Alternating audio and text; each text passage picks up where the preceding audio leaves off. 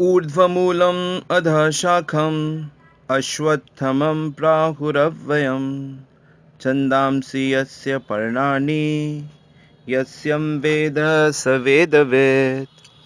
तो आज भगवत गीता के 15वें अध्याय का पहला श्लोक है और इस श्लोक में कहा गया है कि श्री भगवान ने क्या कहा कि एक ऐसा वृक्ष है जो अश्वत्थ का वृक्ष है, यानी पीपल का वृक्ष है, परंतु ये बड़ा अजीब वृक्ष है जिसकी जड़ें तो ऊपर की ओर हैं और शाखाएं नीचे की ओर, तथा जो पत्तियां हैं वह वैदिक मंत्र हैं। और जो इस वृक्ष को जानता है वह वेदों को जानने वाला बन जाता है। यानी कि संसार की तुलना भगवान ने एक उल्टे पीपल के पेड़ से की है। और शुरू में कहा गया कि श्री भगवान उवाचा, यानी कि भगवान कह रहे हैं। तो भगवान जो हैं वह कौन है ये अधिकांश नहीं जानते। भगवान शब्द का अर्थ भी नहीं जानते। भगवान शब्द का अर्थ होता है ऐसा दिव्य पर्सनालिटी जिनके पास संपूर्ण ज्ञान है, संपूर्ण बल है, संपूर्ण यश है, संपूर्ण सौंदर्य है, संपूर्ण धन है और संपूर्ण वैराग्य है। ऐश्वर्यस्य समग्रस्य वीरस्य यशः श्रियः ज्ञान वैराग्य युक्ता षड्विध भगतिंगना, ऐसा व्यासदेव के पिताजी पराशर मुनि कहते हैं। तो श्री कृष्ण जब वृंदावन में गाय बछड़े चराते थे तब वहाँ पर पशु पक्षी वृक्ष, यहाँ तक कि जमुना का जल भी, गोप बालक गोपियाँ, नंद महाराज, पांडव और समस्त लोग श्री कृष्ण के प्रति आकर्षित थे। यानी भगवान शब्द का अर्थ होता है जिसके अंदर ये सब ऐश्वर्य हैं और वो सबको अपनी ओर आकर्षित करता है, इसलिए उनका नाम है श्री कृष्ण। तो पिछले अध्याय में भगवान ने ये बताया था कि अनन्य भक्ति के द्वारा जो मेरी सेवा करता है वह प्रकृति के तीनों गुणों को लांघ जाता है। नेचुरली अर्जुन ये सोचेगा कि ऐसा कौन सा ज्ञान है जिसे जानकर व्यक्ति भगवान का अनन्य भजन कर सकता है, वो कौन सी बातें हैं रहस्यमयी। तो इसी बात का उत्तर भगवान इस अध्याय में दे रहे हैं अपने विषय में। और जो भगवान को ऐसे जान जाता है वह हर भाव से भगवान का भजन करता है ताकि वो माया को पार कर जाए। तो ज्ञान योग का ये सेक्शन है, सेक्शन 13 से लेकर 18 तक इसको ज्ञान योग का सेक्शन माना जाता है। और इस ज्ञान की मदद से भगवत भजन में बहुत आसानी रहती है। और विशेष रूप से इस अध्याय को पढ़ने से संसार से वैराग्य उत्पन्न होता है। ये 15वां जो अध्याय है इसको पुरुषोत्तम योग भी कहते हैं। तो आइए समझते हैं। सबसे पहले भगवान ने बताया कि एक ऐसा वृक्ष जिसका मूल, जड़ें ऊपर हैं और तना नीचे है। तो सामान्यतः जो भौतिक जगत है उसका वर्णन एक जंगल से किया जाता है। और आप जानते हैं जंगल में जंगल राज्य चलता है। जंगल में सभी जीव अपने अपने कष्टों को दूर करने का प्रयास करते हैं, अपनी अपनी आवश्यकताओं को पूरा करने का प्रयास करते हैं और कोई किसी का नहीं होता। जंगल राज मतलब अपने आप को बचाना है, सर्वाइवल ऑफ द फिटेस्ट। सभी लोग अपनी अपनी इंद्रिय तृप्ति में लगते हैं और अपने कष्टों से संघर्ष करते हैं। लेकिन जंगल में क्या है कि एक ही धरातल होता है कि सबका सब जंगल है। लेकिन भौतिक जगत में अनेक धरातल हैं। 7 धरातल तो पृथ्वी के ऊपर है, फिर एक पृथ्वी है और नीचे में भी पृथ्वी को मिलाकर 7 धरातल हैं जो 7 लोक हैं। अतल, वितल, सुतल, रसातल, तलातल, महातल, पाताल, भूलोक, भुवरलोक, जनलोक, तपलोक, सत्यलोक, ब्रह्मलोक, इस प्रकार के ऊपर के लोक हैं। तो इसीलिए भगवान ने इसको जंगल ना कहकर एक पेड़ कहा है। और वह पेड़ किसका है? पीपल का पेड़ है। हालांकि इसको बरगद का पेड़ भी कह सकते थे, लेकिन बरगद के पेड़ में दिक्कत यह है कि उसमें बहुत सी जड़ें होती हैं, और यहाँ पे सिर्फ एक जड़ है, वो भी ऊपर से आ रही है। और ये वृक्ष इतना बड़ा है कि इस वृक्ष की अलग अलग शाखाएं हैं, अलग अलग लोक हैं। एक एक शाखा आप एक एक प्लैनेट से कंपेयर कर सकते हैं। व्यक्ति वृक्ष की एक शाखा से दूसरी शाखा में जा सकता है अगर वो पेड़ के ऊपर चढ़े। ठीक इसी प्रकार जो जीवात्मा है वह एक प्लैनेट से दूसरे प्लैनेट में चली जाती है, एक लोक से दूसरे लोक, इस प्रकार वो ट्रैवल करती रहती है।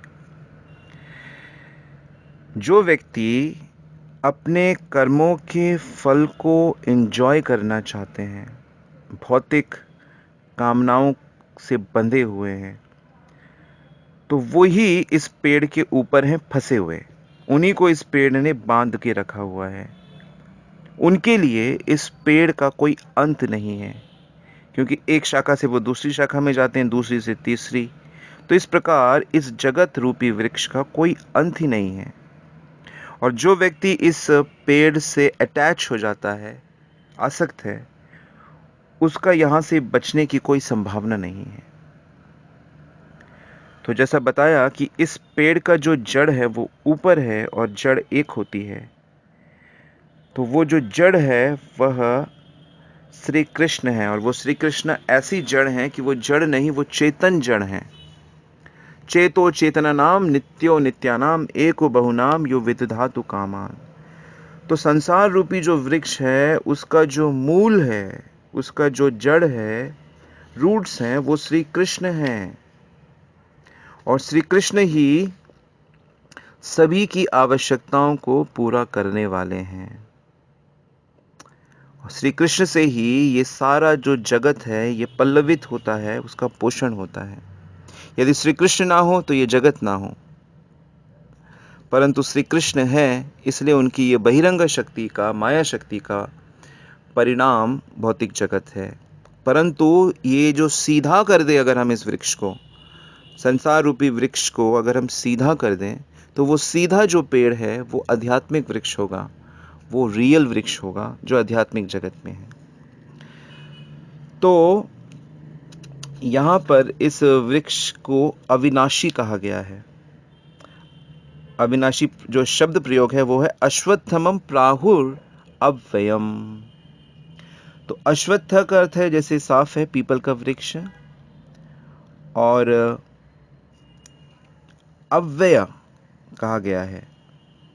तो संसार रूपी वृक्ष को अव्यय शब्द को कैसे समझें? तो अव्यय जो शब्द है उसका मतलब होता है कि उसमें कोई कमी नहीं है। तो अव्यय ऐसी वस्तु जिसमें कभी कोई कमी नहीं हो सकती। यानी कि संसार रूपी वृक्ष जीव के लिए ऐसा बंधन है कि चाहे जितना समय बीत जाए उस बंधन में कोई कमी नहीं आएगी। ये बंधन अपने आप भी नष्ट नहीं होगा, कम नहीं होगा। केवल श्री कृष्ण ही हमें इस बंधन से छुड़ा सकते हैं। इसलिए भगवान की भक्ति इस मनुष्य जीवन का परम कर्तव्य है। ऋषभ देव अपने पुत्रों को, जब 100 उनके पुत्र हैं जिनके में सबसे बड़े भरत महाराज हैं, उनको आध्यात्मिक ज्ञान देते हैं, और वो उनको यही कहते हैं कि तुमको ये जो निर्देह मिला है, मनुष्य का जो देह मिला है, ये तुम्हें भगवान की भक्ति करने के लिए मिला है। ये विडभुज के लिए नहीं मिला। भौतिक भोग जो हैं वो तो सूअर को भी अवेलेबल होते हैं, लेकिन मनुष्य जीवन ब्रह्म सुख प्राप्त करने के लिए मिला है। अनंतम ब्रह्म सौख्यम, अनंत ब्रह्म सुख, ईश्वरीय सुख, भक्ति का सुख तुम्हें प्राप्त हो सकता है। और ये जो वृक्ष है, इस वृक्ष के जो पत्ते हैं वो वैदिक मंत्र हैं। छंदांसि यस्य पर्णानि। तो मंत्र क्यों कहा गया है इन वृक्ष के पत्तों को? क्योंकि बेसिकली जो वैदिक मंत्र होते हैं वो आत्मा की उन्नति के लिए होते हैं। लेकिन जो व्यक्ति वेदों के कर्म कांड से आकर्षित हो जाता है, कर्म कांड का अर्थ होता है कि ऐसी कुछ एक्टिविटीज, ऐसे कुछ यज्ञ, कुछ ऐसे तप, ऐसे व्रत, कुछ ऐसे दान जिनके करने से कोई कामना पूरी होती है। तो सनातन धर्म मंदिरों में बहुत से हमारे पंडित जी लोग होते हैं, ब्राह्मण होते हैं, जो वैदिक कर्म कांड के यज्ञ करवाते हैं। आप उनके पास जाएंगे अपनी समस्या लेके तो वो कहेंगे कि आप ये पूजा करा लीजिए, गणेश जी की पूजा करिए, माता की करिए, शनिदेव की करिए, यहाँ पे थोड़ा दान कर दीजिए, यहाँ पे थोड़ा ये धागा बांध लीजिए, या इस पीपल के वृक्ष की पूजा करिए, तुलसी की, कुछ कुछ आपको इस प्रकार के रिकमेंडेशन वो देते रहेंगे। तो यही है वो उस वैदिक वृक्ष के पत्ते। तो जो इस वृक्ष के इन मंत्रों से आकर्षित होता है, तो वो इस वेद के वास्तविक उद्देश्य को नहीं जानता। वेदों का वास्तविक उद्देश्य है कि वो भगवान को प्रकट करे। वेदेश्च सर्वे अहमेव वेद्यो, भगवान आगे कहेंगे कि वेदों का मुख्य लक्ष्य मुझे जानना है। और पीछे दूसरे अध्याय में भी उन्होंने ये बताया था कि या इमं पुष्पितम वाचम प्रबध्यन्ते विपश्रिता वेदवादरा पार्था नैवम अस्तित्ववादिनी, कि जो वेदों की अलंकारमयी भाषा से अट्रैक्टेड हो जाता है तो वो वेदों के असली रहस्य को नहीं जानता, वो इन्हीं चीज़ों में, संसार में ही घूमता रहता है। तो इसलिए भगवान ये कहते हैं कि जो इस यस्यम वेद स वेदवित, जो इस वृक्ष को जानता है, वेदों को जानता है, अर्थात इस संसार रूपी पेड़ के रहस्य को समझ जाता है, वह भगवान श्री कृष्ण की शरण लेता है, जो इस पेड़ के मूल हैं। भगवान श्री कृष्ण की शरण लेने से ही हम इस पेड़ को हम छोड़कर हम असली पेड़ स्पिरिचुअल वर्ल्ड में वापस जा सकते हैं। इसलिए भगवान हमें इतने सुंदर उदाहरण से इस भौतिक जगत को समझा रहे हैं। तो आई होप आप लोगों को थोड़ा सा समझ में आया ये क्या चीज़ है, और इस पे आप मेडिटेट करिए। इस पेड़ को समझने की पूरा महीना हम इस अध्याय को सुनेंगे। तो शुभकामना के साथ आज यहीं रुकते हैं। हरे कृष्ण।